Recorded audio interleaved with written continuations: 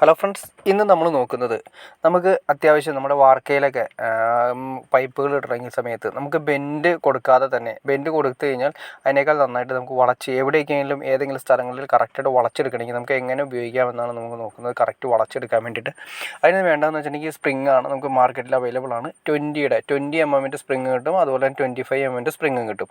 ഈ സ്പ്രിങ് നമ്മൾ ഇതിൻ്റെ അകത്തേക്ക് പൈപ്പിൻ്റെ അകത്തേക്ക് ഇടുക. അതായത് ഈ പൈപ്പ് നോക്കി നിങ്ങൾക്ക് സ്പ്രിങ് കാണാൻ പറ്റും, നല്ല സ്ട്രോങ് ആണ്.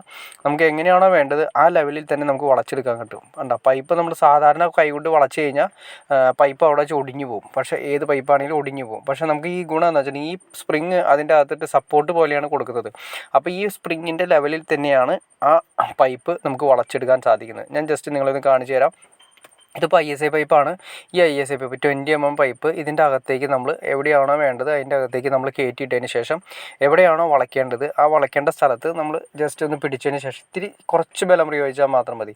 എങ്ങനെയാണോ വളയ്ക്കേണ്ടത് ഏത് ആംഗിളിൽ വേണമെങ്കിലും നമുക്ക് വളച്ചെടുക്കാം. 90 ഡിഗ്രി വേണമെങ്കിൽ 90 ഡിഗ്രി, അതല്ല നമുക്ക് സാധാരണ ബെൻഡിൻ്റെ ആവശ്യമില്ല, 45 ആംഗിളാണ് വരുന്നത്, അങ്ങനെ വേണമെങ്കിൽ നമുക്ക് വളച്ചെടുക്കാം. നമുക്ക് സിമ്പിളായിട്ട് ഇതിൻ്റെ അകത്തേക്ക് ഇടുക. അതിനുശേഷം നമ്മൾ സെൻറ്ററിൽ ചെയ്തിട്ട് ഇതിങ്ങനെ ജസ്റ്റ് വളച്ച് കൊടുത്ത് കഴിഞ്ഞിട്ടുണ്ടാകും.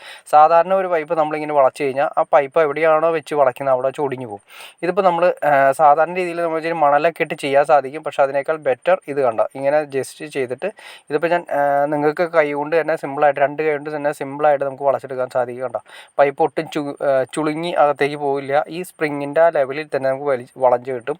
അതിനുശേഷം നമ്മൾ ഈ സ്പ്രിങ് വലിച്ചെടുത്ത് കഴിഞ്ഞാൽ അതേ പൊസിഷനിൽ തന്നെ ആ പൈപ്പ് ഇരിക്കും.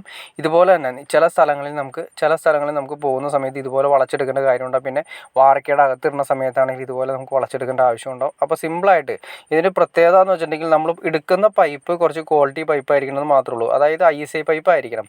ISI പൈപ്പ് ആണെങ്കിൽ മാത്രമേ നമുക്കിങ്ങനെ വളച്ചെടുക്കാൻ സാധിക്കുള്ളൂ. നോർമൽ പൈപ്പ് നമുക്ക് വളച്ച് കഴിഞ്ഞാൽ പൊട്ടിപ്പോകാനുള്ള ചാൻസസ് കൂടുതലാണ്. കാരണം ആ വളഞ്ഞ് വരുന്ന സ്ഥലത്ത് ഒരു വൈബ്രേഷൻ, ഒരു ബൾജിങ് വരുന്നുണ്ട്. ആ ബൾജിങ്ങിൻ്റെ സ്ഥലത്ത് പൈപ്പ് പൊട്ടിപ്പോവും.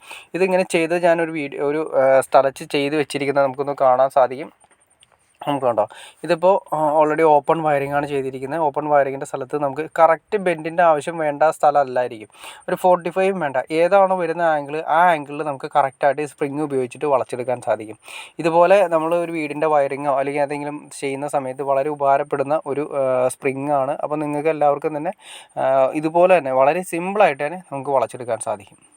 ഓക്കെ ഫ്രണ്ട്സ്, നിങ്ങൾക്ക് ഈ വീഡിയോ ഉപകാരപ്പെട്ടെങ്കിൽ തീർച്ചയായിട്ടും ലൈക്ക് ചെയ്യാനും മടിക്കരുത്, അതുപോലെ തന്നെ ഷെയർ ചെയ്യാനും മടിക്കരുത്, സബ്സ്ക്രൈബ് ചെയ്യാനും മടിക്കരുത്. ഓക്കെ ഫ്രണ്ട്സ്, അടുത്ത വീഡിയോയിൽ കാണുന്നവരെ ഓക്കെ.